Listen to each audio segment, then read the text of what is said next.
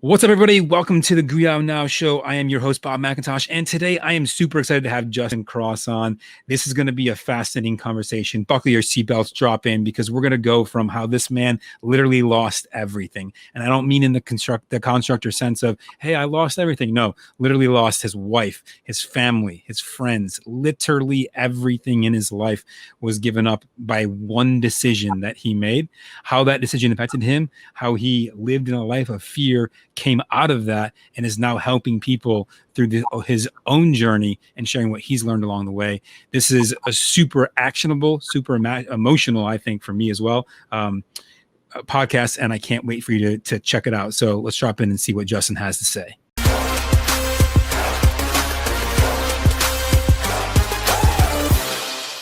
What's up, everybody? Welcome to another great episode of the Get Out of Your Own Way Now show. Today, I am joined by Justin Cross, and let's put it this way. Justin's story, the first time I heard it, was like captivating. Like, there's very few times that I can honestly say I'm sitting in a crowd someplace and listening to someone and I get totally engrossed in what's going on that I forget whatever else is happening around me. And this is one of those few times. He was at an event that I was co-hosting, and he got on stage and he was sharing a story. And I just remember thinking to myself, holy shit, like, what?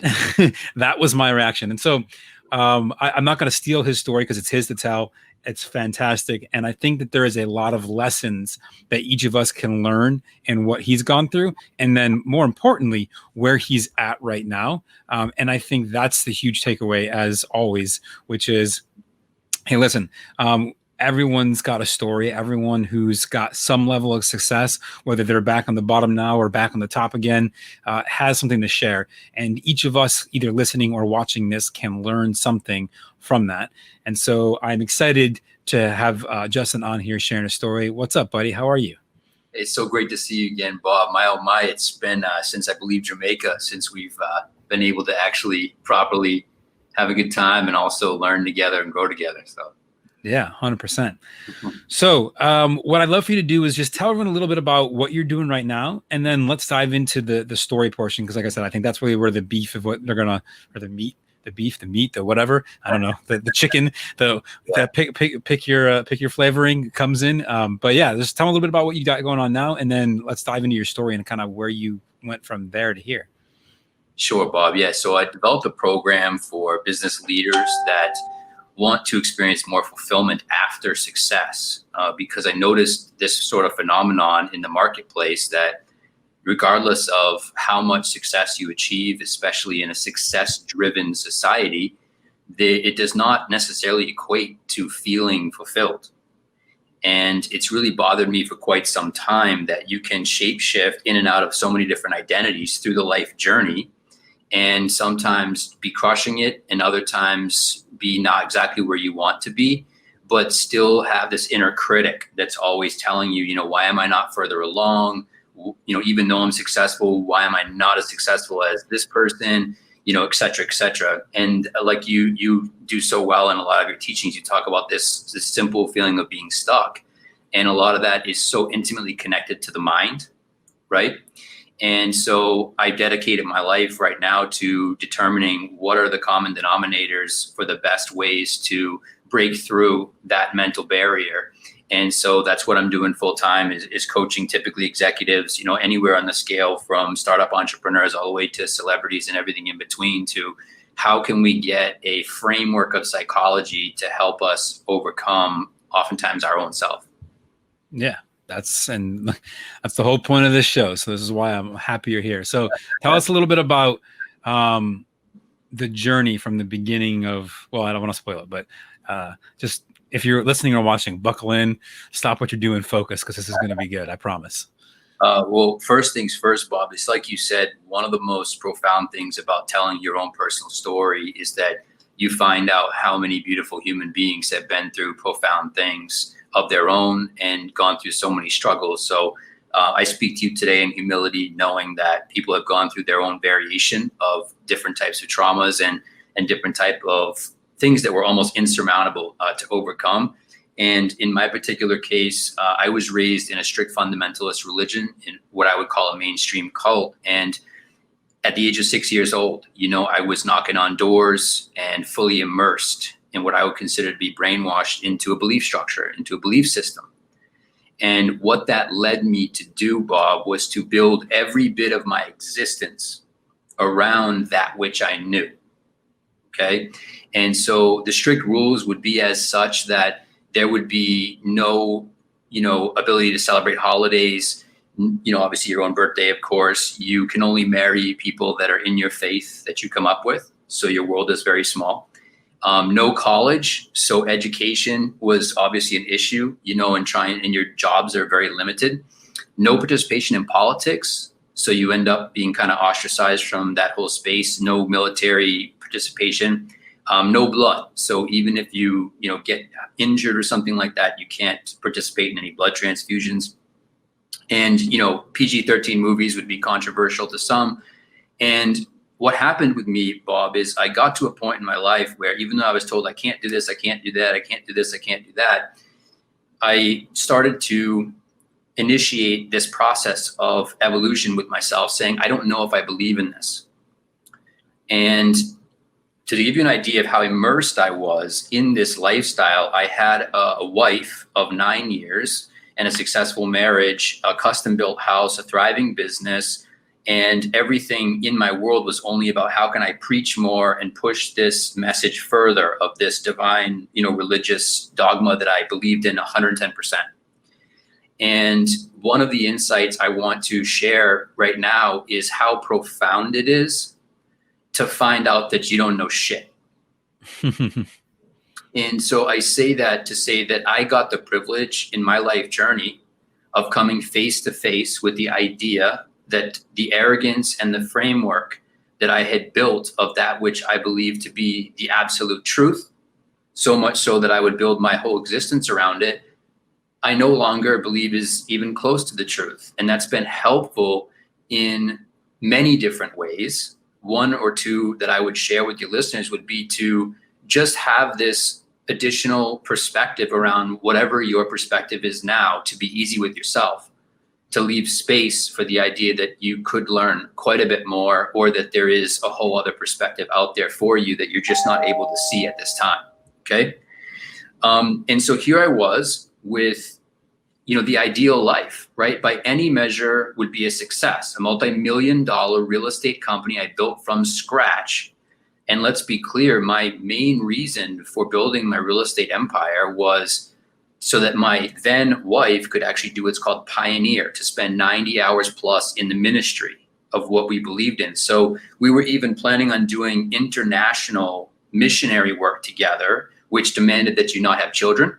And so I even got, this is how crazy and extreme I was, I got a vasectomy so that I would not have children, because I planned on having a bunch of children in this sort of new world order, right, that was coming by this fanciful God that I believed in at the time. And so to put it lightly, I was immersed in this lifestyle and happy. And so therein lies an additional insight into our journey, is that happiness, of course, is so relative to where you are and how you're feeling about life at that time. And so with a chance encounter with a dear friend of mine who was a mentor spiritually when I was coming up, we sat up late night one night and he shared some doubts with me, because people always ask me 100% of the time, what made you leave? Okay, because we're going to find out here in a few minutes is how hard it is to leave, because your world gets flipped upside down. Okay. And so I started researching a lot of just fundamental things that started to erode the confidence I had in the actual teachings themselves. I'll just put it like that. And it's a lot of stuff. It would be a 45-minute conversation to detail out all the ways that it fractured. But the point is, I recognized, Bob, that I would have to leave all of this behind at a great cost. And the cost would be losing my wife, losing my friends that I grew up with in the congregation, which were my brothers, that's my people. And most importantly, losing my immediate family. And I have not spoken to them in now 6 years, to put that in context. And it's extremely painful. And to be completely cut off, or what's called shunned or disfellowshipped or excommunicated, are some of the most popular terms. people are not aware in the social construct of how incredibly painful that is, because for the people like myself that are unfortunately immersed into a whole world, when you get cut off from it, you're quite frankly lost. You don't know who to turn to. And for people listening to this today that potentially feel broken or feel stuck, as you would say, Bob, or feel like they're just at this rock bottom place where, in my case, I didn't even know how to reach out to a Bob McIntosh, because you were what's called a worldly person, according to my faith back in the day, right? So what that meant was that you were aligned with the devil. And so association with you or this podcast or anything like this was not within the confines of the teachings of what I was raised to believe is the authority and the truth, okay? So I didn't even know the mechanism to reach out for help, because there was nobody to turn to, and I couldn't turn to the books of faith I grew up with because I no longer believed in them. So I'm giving you a visual of as low as it gets, because I remember waking up and going through a divorce. I couldn't even function in my business. I had to actually give my business up because I could no longer operate it, because I was literally losing my mind. And I began therapy, deep immersive therapy, going now on, 8 years strong. And I learned quite a bit through going through that process. And in one particular session, my therapist said I literally lost my mind. I kind of like was there with my eyes open and was like spaced out and zoned out. That's the level of cluelessness I had as to how to process. And I was at that time a CEO. I had multiple agents working for me in a real estate brokerage. Sorry, that's my background. Mm-hmm. And I had been in the business for then 9 years. And I think part of what I want to share today is that all of these things had to happen, obviously, to get me to where I am now and to serve and to help in the way that I serve now. And so I want to, at some point, segue later on to that, but just to kind of finish up the story. So what happens is you get announced from the platform once the men in the congregation determine that you are needing to be, formally announced as no longer in the faith. And then right after that happens, you immediately can't speak to anybody. So you physically stand up because you have to be present for the announcement. That's one of the other rules. And it's at that moment that you literally cannot speak to anybody that you've known and associated with for the last X amount of years. You'll hear a couple of elderly women cry because it represents this, the death of their adopted son, so to speak, in the congregation. And then I drove home alone, and my wife had to actually be there at the meeting to talk to everybody after about the tragic news, So it's profoundly ostracizing and agonizing, to say the least. And going through that process, I would say I'm only getting to the point of being okay with mourning the death of loved ones who are alive. It's taken me the full 7 years that the medical community now diagnoses PTSD for religious trauma related to shunning. And I wish, Bob, that I could tell you I did it in 5. I wish I could tell you the story that I did it in 4, but it took me the whole damn 7, brother. And I'm here and I'm kicking ass, and I'm very thankful for the position that I'm in life right now. But that's just a general overview of the story. Okay. So first question I have then is, I like how you phrase this, and I think this is something important. I want to make sure everyone, going back to when you first started this story, which is you built your existence around what you knew. And I think that's a huge thing. And I think that obviously plays into everything that happened with you in this story. And by the way, guys, if you're listening or watching this, I truly hope that you're like listening as enthralled, like even the second time or third time, maybe I've heard this. I'm still just like, man, like I can't possibly fathom what that was like for you. And so all we, and I would imagine most people watching and listening to this probably can't either. And so you built your existence around what you know. And I think so many of us, whether it be in our business, in our life, even not even specifically in a religious context or even a cult context, we build our existence around what we know. And I think sometimes that's actually the biggest part of us getting in our own way, is because we, you said we don't leave space for the possibility that we could learn. So I'd love to understand more about your mindset of leaving that space. Because I'm going to make an assumption here that in the context of your conversations with yourself about what would it mean to not believe in this? What if this wasn't the case? What if there is more out there that I need to know? What if I don't believe this? You had to create space for that conversation in a situation in which they demanded you don't do that. Like literally, it's almost, I would say, probably against the doctrine to do something of that nature. And so how did you work that internally? Like do you have like boxes that you put things in your mind like, hey, I'm going to take this down and examine it, and then we're going to put it away later? Or I'd love to know more about how that worked for you. Yeah. So Bob, there's two divisions of the entire way to even address that question. The first one is, what do I now know is the neuroscience, cognitive behavioral therapy, psychology combination of what's actually happening to literally answer the question. And then there's the more functional one, which would be most beneficial for now, which is literally how I did it prior to knowing all that stuff. And what that was for me pretty simple. You have to actively preach when you are up in this faith. And I said to myself, man, am I going to be able to really fake this on that level? Every single day coming home to my wife, talking about this belief that I'm starting to not believe in. And then also, do I have the guts to actually proselytize and promote and recommend this lifestyle to other people? I think the answer, Bob, would be radical accountability. It was like, I've seen the logical sequence of this now. It does not line up to me. And so then it was a very slow, painful process to evolve into a space where the inauthenticity was so strong within me of like, I can't spend the rest of my life doing something that feels inauthentic to me, that I genuinely feel is this or that way. And so at that time, that is all I had to work with.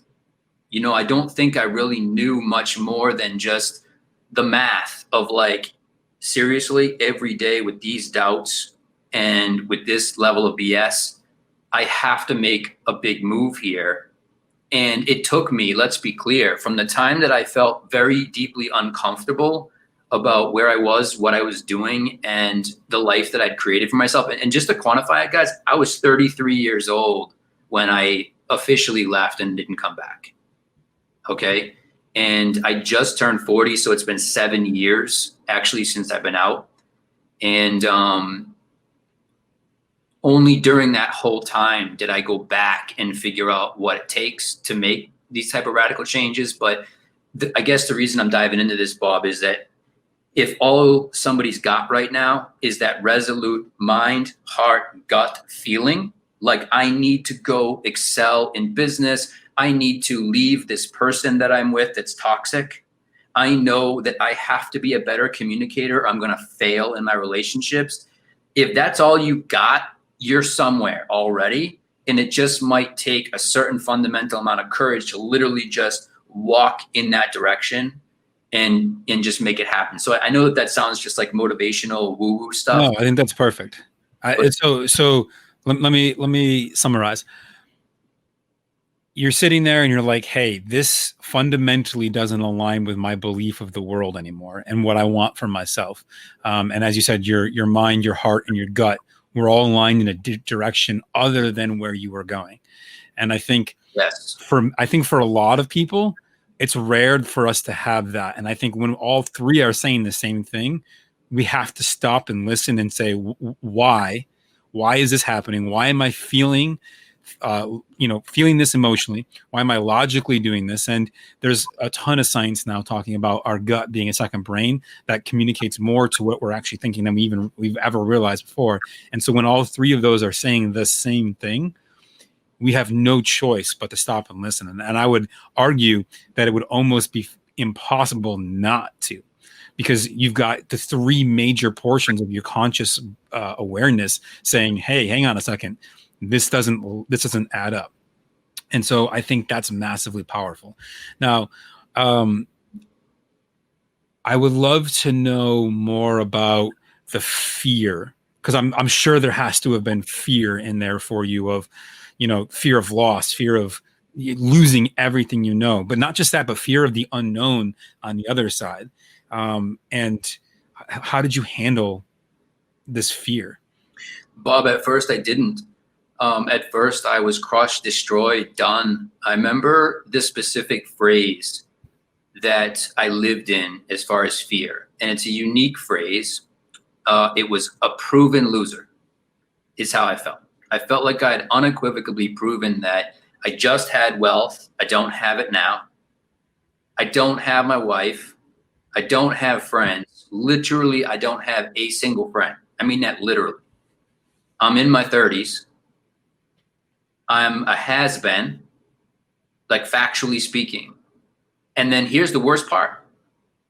The habituation of praying to a God 3 times a day for decades that has disowned me formally and notified me of it publicly in front of the congregation. So I'm a failure before God's eyes. There is no one to turn to. I was trained from infancy and shaped my subconscious mind to believe that that which I am is the greatest form of failure, which is to disappoint the God that I was raised to worship. My own father and mother can't call me because of their faith and because of their belief structure. How else am I to conclude there is a reason to continue life? On what basis? Because again, a worldly pursuit only equates to furtherance of Satan's system of things. And I'm classically uneducated in the academic realm at that particular time. And so I can't just go like get a job, but now I have to be a leader by trying to like become a CEO again and build a successful business. The impossibility was atrocious. Now, the reason I was able to begin to rebuild was the answer being brick by brick, step by step. Okay. And I decided to rent out the upstairs and downstairs of my split level property that I owned. And it just so happened they were both young entrepreneurial men that became lifelong friends of mine. And they would go on to help kind of get me going and get me moving. And even my old love of music came back. And would you believe that we graduated in our relationship to the point where I would perform acoustically in the living room for them, and they would rate my skill level based on whether it was, a campfire level performance, a club level performance, or like an arena, right? And I never got good enough to be in the arena, but I started to improve. And so they helped me. And so this is a very critical point, I think, is that you have to let people around you help you, right? That's part of one way to start moving when you're that stuck is be vulnerable. And Bob, you do an amazing job, one that I admire and that I want to emulate in my own life, of being willing to show people this is what I'm working on and being open to the universal concept of things being attracted to you to help you. And here I am with these 2 roommates that have this amazing creative dynamic energy because they're entrepreneurs. And they start building me up, pointing out ways that I can move towards my original passion, which was music, right? And I was offered a record deal at 19, but had to turn it down because of my cult background. And so I missed my calling as Which, that. by the way, I listened to your album and loved it. So just going to say, you guys should check it out. Appreciate it. Yeah, it's Justin Cross, and make sure you get the right guy because there's another guy that also plays acoustic guitar, but try to remember. He's campfire level, bro. Campfire level. Well played. That's hilarious, Bob. Yeah. So those are the common denominators on that. Yeah. I love it. Okay, so you connect with these people, these entrepreneurs, almost as though fate maybe was aligning it for you to happen that way, which is, I think, awesome, by the way. And you start to rebuild. So now, when we met, you had already kind of, I don't want to say come back out of it, because maybe that's not totally true, but you started reaching other pinnacles of success in various aspects of your life. So what was the rebuilding process looking like? Sure. What walk me through going from, getting rating for campfire, to arena, and then meeting these guys and saying, okay, I can do this to my, I can do this for myself and whatever I need to. Yeah. And you had asked about fear. And so I was still slowly breaking down the barrier of that fear. Like, what about if I never can rebuild? What about if becoming a worldly person is going to kill me on Armageddon, on Judgment Day? I mean, profound fear, man. Let's be honest. Let's be real. It was in profound fear. I will say directly that therapy helped me, going to go see a therapist, obviously. But what ended up happening, Bob, is I went to a few open mic nights.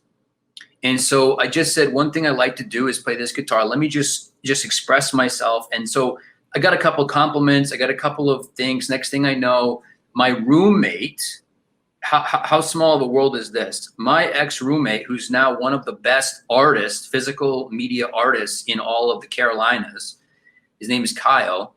One of his best friends, actually the two best friends that flew out to do my first record. One is Brady Watt, who now is doing everything from bass guitar for Dr. Dre, and also just did a mashup of the Red Hot Chili Peppers and Flea himself, shouted out how amazing that is. And then Decap is on the Billboard Top 10 for his Drums That Knock production. Those gentlemen were then still on the come up. This is going back now 5-6 years. They flew out on Kyle's recommendation after hearing some of my music, and they recorded tracks that would then set in motion a trigger of events that would bring me all the way out to LA, where I would sell my property on the East Coast, move to Los Angeles, and only within a year of being in Los Angeles, I had released a single called Fiction of the Mind that got picked up by Grammy Magazine. And there was an editor writing for Grammy Magazine that just simply liked the track. And I get this text like, dude, you're in Grammy Magazine, what? And next thing you know, I was offered to play all different types of venues, opening up for some really big bands in Los Angeles. And then I got to score a feature film, which is now on Amazon Prime. And so I was able to dig back into my passion. And what was even more humbling was that with my limited level of technical talent, because I'd only had a little bit of time to develop it later in life, it's like the synchronicity of putting out the right energy can still make you feel fulfilled. Because wouldn't you believe that when I was on a movie set for a gentleman I flew out to LA to visit the first time, that's when I got the relationships for when I actually finally moved there. By being on set, I was both in the movie, and then they listened to my music, and then they wanted me to score their entire film. Awesome. Which got picked up by Gravitas Ventures and is now on Amazon Prime. And so it's just so amazing how if you just allow yourself to make these incremental steps, and again, the first one was just being able to perform in my living room, right? And also remember, Bob, I wasn't making any money doing this, right? There wasn't any big money involved here, but the level of fulfillment was incredible, off the charts. And like I said, it propelled me to move all the way to the West Coast. And then I got to get into fashion through actually a chance encounter through music and everything. I met a gentleman who was like, hey, listen, I'm going to open up a men's custom clothing company, high fashion, on West Hollywood on Sunset Strip. And I said, listen, here's the deal. I have a business background. I used to be the CEO of this company. These are all the functions that I can do. How can I help you? Because I love fashion. That's all I knew is I love fashion. And I love suits because I was raised, wearing suits. Okay. Right. But I wanted to wear some badass suits. Of course. Right. And so we teamed up and we did extremely well. And that's how I actually supported myself in Los Angeles, was being a custom clothier. I was building suits for, I guess you would say successful people, right? And Bob, would you believe, and I want to create this visual for you. When I was at my worst, I was cursing God. I was on the floor, and I just called out to God and the devil and said, if you clowns are real, show yourself to me, because I'm done with fear, because I'm so low, right? Show yourself. What are you? if you're there. And so I was all the way that far alone that I was looking to just come face to face with whatever's there, even if it meant my life. And I was asking and begging for it. And then a few years later, I want to show this connection. I'm making the suits for Bill Maher, who created one of the documentaries that was one of the key reasons I left my cult religion. It's a documentary called Religulous. And I was able to congratulate him and speak with him. And he said, hey, thank you. It's the 10-year anniversary of releasing that. I said, I know. And so I got to be all the way there in Hollywood, working with this gentleman and a bunch of other names that I can drop in the celebrity space. But why do I tell you that? Is it to show off? No, it's to say, for a kid that came from where I came from and had such a small circle of people, it means a lot to me to be able to go experience this universe of influencers and big money makers and really successful people. And I also simply bring that up for one other reason, in case anyone else is lying on the floor right now going, when am I going to break through and take care of this challenge? Is it ever going to happen? This transformation, let me quantify it for you. It took years, probably from the time I was on the plywood, screaming out to God and Satan, using profanity to both of them, because I wanted either one of them to come show up and just make a move, because I was so sick of not knowing. Right. And then all the way in Hollywood, regularly interfacing in the Hollywood Hills scene, going to parties that you have to sign NDAs that you can't even talk about. And even as I segued into coaching, Bob, and consulting, I got to work with some of the most beautiful minds in that space. And that's where I learned that fulfillment is really a big issue with people that have everything, because they've got everything but fulfillment. And so that kind of journey and that transition, one of the magic ingredients is just time. That's awesome. So let's talk about that. You said you work with a lot of folks who have everything by the standard definitions of having everything, or in whatever context that might be taken as, but they still don't feel fulfilled. And I think that's interesting, because I think that lack of fulfillment, at least from what I'm hearing from you, is a core reason of why you are where you are today. You were in this religious and you weren't fulfilled. And it's something that made you question a lot of things. And then you started this journey of, how can I start to get there? And it's been a journey for sure. So, when we look at someone who has everything, when we look at someone who by definition is successful, but they don't feel fulfilled, how can they get unstuck? What can they do? So that, and by the way, if you're listening or watching this right now and you're like, I don't have everything, you still might be stuck nonetheless. Right. But the point of asking this question, I think, is at the end of the day, even if you have everything, people can still feel stuck. And even if you don't have everything and you're feeling stuck, I think the answer is probably going to be the same, because at the end of the day, the stuckness is not related to the success. At least I would think so. But I want to hear your perspective on that. Bob, you nailed it. And I'll start by telling you the moment that I obsessively went down the path of decoding what it would take for someone to really break through to true fulfillment. And it was in the moment that I was most successful in Hollywood, where I had something happen that triggered me to understand that I will never break through to the fulfillment that I'm seeking until I unpack this. And so here's what happened. I was literally, just visualize the techniques or the technicalities of this moment. I'm on Doheny Drive in Beverly Hills, on my way to a VIP party that's a luxury event, in a $3,000 custom suit, in my brand new car, and I'm driving to the party. Okay, winning, right? That's winning for me, the cult kid who doesn't know anybody, and I'm on the VIP list. Okay, so who cares, right? You guys are like, this guy's obnoxious. When does he say something relevant with this story? I pull over on the side of the road, start crying.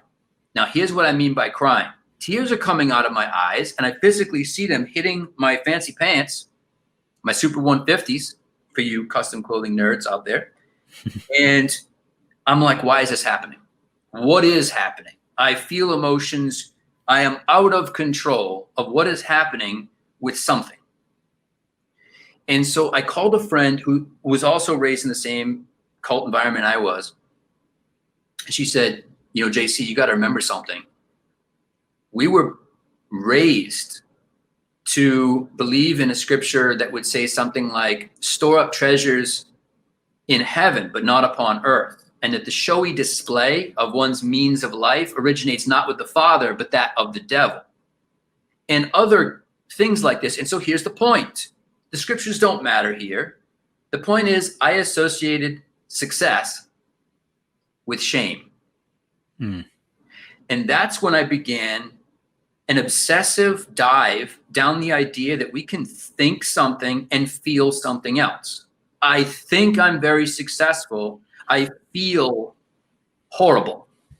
I think I love my significant other. I feel like there's a massive disconnect and we don't have a good relationship. I really want to find the person of my dreams, but they're all taken. That's how I really feel. Okay. So what is this disconnect? Why does it even exist? And how do I justify what's actually truth? And so, now, is this disconnect between the brain and the heart? Is that where you're saying this disconnect exists? Or like your feelings, your emotions, and what your logical brain is telling you from what you see in your experience of the world? Is that what you mean? I would say that however you want to biologically map it, it's the disturbing fact that you can be conscious of thinking something and feeling the opposite. Okay. And once you map out enough of the pieces of your life where you're like, I really do feel like I'm doing the best I can, but also feel like you're not doing the best you can, now you're entering this general space of a tortured existence. And now you're what's called suffering. You're moving into a state of suffering. And the worst part of the way the neuroscience of the brain works is that your brain is continuously designed to protect you. And so it triggers what I call subconscious belief patterns that enforce all of these thoughts, right? So why do I have the shame about the success? And then all these other things are triggered. And what those things do is push us into a state of additional suffering. And now we're not able to access the fulfillment because we're busy processing. And there's a beautiful ex-monk called Don Dupani, and he shines a light on the idea that your energy flows to where your conscious flows. You know, so if you're thinking about something, there's actual energy attached to it. And what I do in my presentations is I do a quick thing where I show people how, depending on what you think about, if I asked you to like think about the most recent wedding that you went to and what it looked like, you'd access a part of your brain, your energy flows there. And then if I said, hey, what do you notice about this podcast right now? You access a different part of your brain, but your energy flows to each space. And so where is your energy when you're trying to get unstuck and you're sending mixed signals to the universe that sound like this? I really have no idea if I'm capable of doing this new thing. I want to do this new thing. I really think that it's possible for me to have this incredible relationship I want to have. The truth is, I know I'm a piece of shit. When you put together this batch of mixed signals and offer it up to the universe, regardless of your religious background, regardless of where you're coming from on this planet Earth, you will start to see, this goes back to our original earlier conversation, the accountability. There will be a direct correlation to the amount of fulfillment or the reality that you perceive to be the truth of your existence once you map it backwards. So once you've mapped it backwards and you say, well, Jesus, so when I was pulled over on that road, once I thought about it enough and started unpacking enough, and once I learned what I know now, I was able to determine this is so many layers of subconscious programming from when I was younger. And the other profound thing, Bob, was realizing the awareness of everything I just said. is not enough. Okay. Do you have a question or a thought? No. Keep going. I'm very into this. Sure. And so I have questions, but we'll keep letting you go for now. Well, sure. And so the main thing that I've discovered through doing this work, and let's have a fun, sarcastic moment between us. Nobody wants you to teach them mindset. Let's just smile and laugh about that, right? Yeah. The people who need it the most are the ones who don't think they need it. Exactly, right? And we're in a world where there's so much overeducation, so much self-help, right? Everyone's saying you got to meditate, you got to go to these retreats, you got to read self-help books, you got to put audio recordings and all this different stuff and all these ideas. And so we're exhausted on the subject. And let's also be very honest with people listening to this. People have tried mindset-related stuff, and as they perceive to be their reality, it hasn't worked. And so there's a certain amount of allergic reaction to, wait a minute, you're telling me there's a deeper way to do it. You're telling me there's an actual framework. You're telling me there's a time-tested, proven way to really map out what it's going to take to get there. And so that resistance is an intelligible place to be. And I would not knock anyone for that. And my own arrogance, when I experienced this shame that I was experiencing and this disconnect between thoughts and feelings, I just figured I could think it through. And I could say, because I'm aware of that trauma, that's enough. And that's where society's at. We think that's enough, and it's not. And what I'm seeing constantly with the individuals that are in my coaching program is there's common denominators about even the most wildly successful people that frankly don't care how much coaching costs or consulting costs. That's the reason I'm bringing that up, is so that people can level set and understand that these people are just trying to figure out how to break through. And I want to share a couple of the most common ways, if that's all right with you, 100%. That I would consider to be next level, right? So one of the next level things I've noticed is that people aren't truly, and this is going to sound anticlimactic, but hang with me, they're not truly inspired. Here's what that means. So if I said to you, what are you really passionate about? You'd list off a lot of things. Right? You're passionate about all these different things, right? You can see them behind you in your photo, right? In your background there's a lot of things you're passionate about, right? And then we start looking at, just for quantification, these are my sister's things. So she's very passionate about these things. Gotcha. Okay, I love Wonder Woman. Yeah, you know how I roll. Yeah.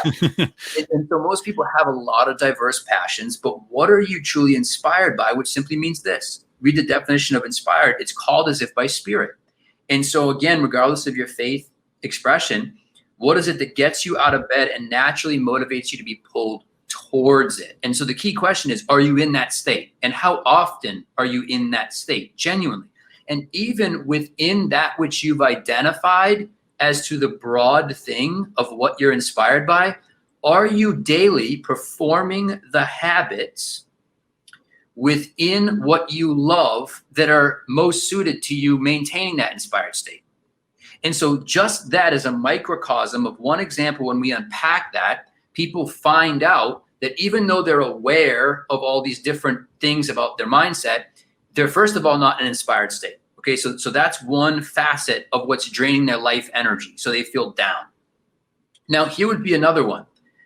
There's a rampant, I would say, movement going on of people understanding the idea of what's now become a mainstream phrase, limited beliefs, right? We've started to really hear this whole idea of limited beliefs. Here's what I've found in coaching people. You're going to find this so fascinating.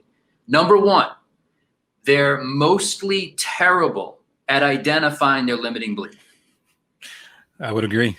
Mostly terrible, okay? And here's how you can find this out very quickly. There's an old ancient Middle Eastern subset of teachings that boiled something down to the idea of constantly asking the word why after somebody says something, right? And so I incorporate that in part of my coaching, where I'm basically saying, okay, you have this limiting belief, but why? And you start unpacking that, you get all these subconscious beliefs. So the first part is they're bad at actually identifying how they actually think about things that actually bother them. So you had this traumatic thing in your past. Okay, that's great that you're aware of it. So you have awareness. That's step one. You have awareness the thing happened. But how did it show up as a meaning in your life? How is it actively when you wake up in the morning? Let's see if we can't figure out the specific ways that that meaning has attached a way that your energy is being affected on a day-to-day basis. Next thing you know, we have 7 very well articulated subconscious belief patterns associated with this traumatic event. Okay, now here's what's interesting. Yes or no. Really, like how it's manifesting itself into your real life. Bingo. But also again, just on the very specific clarity, the awareness of this is how you actually think. It's the idea that not just did this traumatic event happen, you now feel and you think, I might not be good enough. I might have this damage that I have to overcome. So then there's this heightened awareness of, it's not just this traumatic event that happened. I still think all of this stuff right here. Okay, so now people are really, really poor at being able to re-author, or what they call in this mind space that I'm in, we call it rewiring, and NLP and other practices teach it as this or that, right? What I've noticed is, I'll give you an example. There's a woman that's a Fortune 100 executive and leads men. She's a feminist. And guess what she feels guilty for every day? Leading men. Wrap your brain around that. Right. Why? And the answer is because she was raised in a misogynistic, very close to a cult upbringing. So what's the point? What am I talking about? The second piece of the rewiring process, her hands were physically shaking when she had to make a decision that men thrive under her leadership. Wow. That is how hard this winner, this warrior, this fighter, this power feminist, who's just a beautiful soul, she has mastered the art of dealing with men in a public environment. It was next to impossible for her to imagine an existence in which she actually truly believed that men thrive in her leadership. And she'd gotten 2 raises in less than 365 days. And so what is the crystal clear point here? It's that second quadrant of reauthoring to engage the reticular activating system that also dictates our central nervous system to lock in on that which we really want to harvest, believe, and become part of our empathetic expression and our energetic expression. People are really, really challenged in not just identifying limiting beliefs, but also rewiring as to what they will be. And then here's the final quadrant. I'm just talking about the most common things that I see that are the massive breakthroughs, is not having a way to trust, to capture, and prove to yourself that your new belief structure works. Okay. And so even if I've identified what's bothering me or a limiting belief, if I've reauthored it, the breakdown happens in the science gap of saying, here's enough structure of knowledge base and enough implementation of ritual to actually start to believe what you've authored. And going back to the illustration of that feminist woman that she self-identifies as a feminist. I'm not just sort of like making that up arbitrarily. Right. She had to actually track this for a few months, which is why the program is a few months long. The average, if you Google it, takes 66 days to implement a new habit or a new way of thinking. And some people it shows up in 6 days. Some people it shows up in 18 days. Some people it shows up in, a matter of months, but they start to actually see their world bend to the reality of that which they've hyper focused on. I call it building what's called a conviction matrix in my program. And so, Bob, the reason I'm explaining all that to you is I want people today to just be challenged. There's 19 facets of what I teach. 2 of them today that I wanted to focus on was being inspired, being called towards that which you love every day naturally so that you get up and want to do it. And secondly, be okay with the idea that taking the action on the mindset stuff regarding the limiting beliefs, the ability to author new rewired concepts that are crystal clear, and the ability to actually have a way for you yourself, forget about the gurus, forget about the coaches, forget about us. How are you going to prove to your own self? What is your container of evidence What's your methodology to track your progress on that which you're now stepping into? So those are like just 2 of the 19 sort of compartmental things I think for today that are the most common that I see over and over and over again in clientele. So hopefully that can at least help people somehow. I 100% know it will. Like I know just even some of what you're talking about resonated me, especially if I go back and I think about, my divorce and then post-divorce and even just some of the business things that I've had to deal with. Like there's always been these questions and these limiting beliefs that until I started doing some work, and I still know that I have many, many more that I'm working on. But like you said, awareness is not enough. And I think we do ourselves a disservice by talking about that. Like, well, yeah, I know that's a thing. Okay, well, what are you doing about it? How are you actually taking action on it? And I think that's a huge thing. Wow. So I think that's massive. And for all of you listening or watching, I hope, of course, the great thing about this being recorded is you can go back and rewatch it at any point in time or re-listen to it again. I would highly encourage you to go back and re-listen to this again. Think about what that means for you. Take some notes and start implementing what he just gave you, because that's just literally straight gold right there, I think, especially for getting out of your own way. Dude, well, we're almost 50 minutes right now. So I want to be respectful of everyone else's time and yours. And just first and foremost, thank you, man. It's always a pleasure to converse with you. Every time we've talked, every single time, I leave feeling a better person than I did before, no matter what we talk about, even if it's just shooting the shit about something random. So I appreciate your energy and the vibe that you give off. I hope everyone else can appreciate it as much as I do. And hey, if not, that's your loss. But dude, so thank you for being on. Truly appreciate it. Oh, it's a joy and an honor, Bob. Thank you. I'm so excited for everything you're doing. Yeah. And so if people want to check you out, learn more about you and what you got going on, where can they do that? Probably my website, just justincross.com. And if people even want to have a consult with me, don't hesitate. My calendar's open to do a 30-minute consult with people to see how some of this stuff could actually help them in their life. I think that's awesome. And I think that's a very generous offer as well. So check it out, justincross.com. As always, everyone, thank you for being on the show, watching, listening, wherever you are consuming this. Truly appreciate it. Please make sure you subscribe, rate, and review. The goal of this show is to get out there and help more people. As Andy Frisella always says, there is a price for listening to this episode, and the price is that you share it with one person that you know, because when we share, it shows that we care.